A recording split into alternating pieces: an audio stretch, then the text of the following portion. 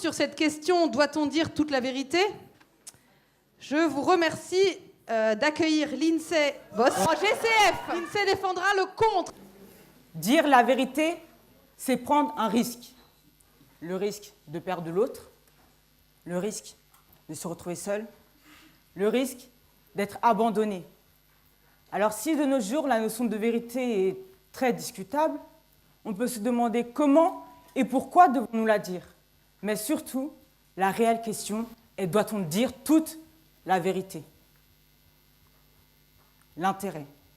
Nous avons tous dans notre intérêt personnel tout avantage en ne disant pas toute la vérité. Ne pas dire toute la vérité permet de garder un certain contrôle et d'éviter le conflit. En effet, un homme politique qui omet de dire des faits dans sa campagne garde un contrôle. Prenons Marine Le Pen, par exemple. Nous connaissons tous son avis sur le racisme et sur l'immigration. Celle-ci aurait tout intérêt à gagner en ne disant pas toute la vérité sur ses opinions. Cela lui permettrait de garder le contrôle sur l'image que les gens perçoivent d'elle et d'éviter certains conflits qu'elle rencontre aujourd'hui. On ne doit pas dire toute la vérité. Une vérité peut être nuisible. Elle peut nous nuire à nous, à vous, à tout le monde. On a tous déjà caché une certaine part de vérité, ou tout simplement menti, que ce soit un petit ou un grand mensonge, que ce soit auprès d'un ami ou auprès d'un membre de notre famille. On a tous déjà eu ce petit réflexe de cacher la vérité afin de protéger quelqu'un. Ce qui nous amène à voir que d'un point de vue moral, on peut considérer que ne pas dire toute la vérité est tout simplement un geste respectueux aux autres. Car ne pas dire toute la vérité permet parfois d'atténuer certaines situations.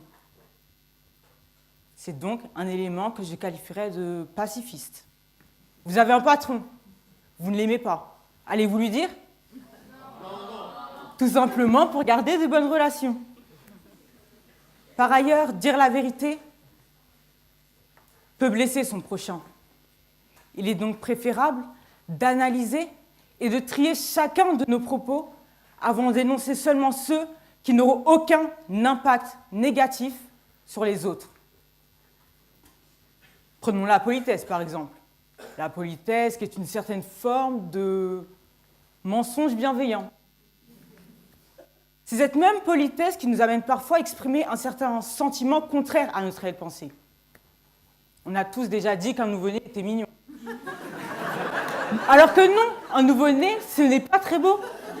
On a tous déjà complimenté la cuisine de quelqu'un qui ne sait pas cuisiner.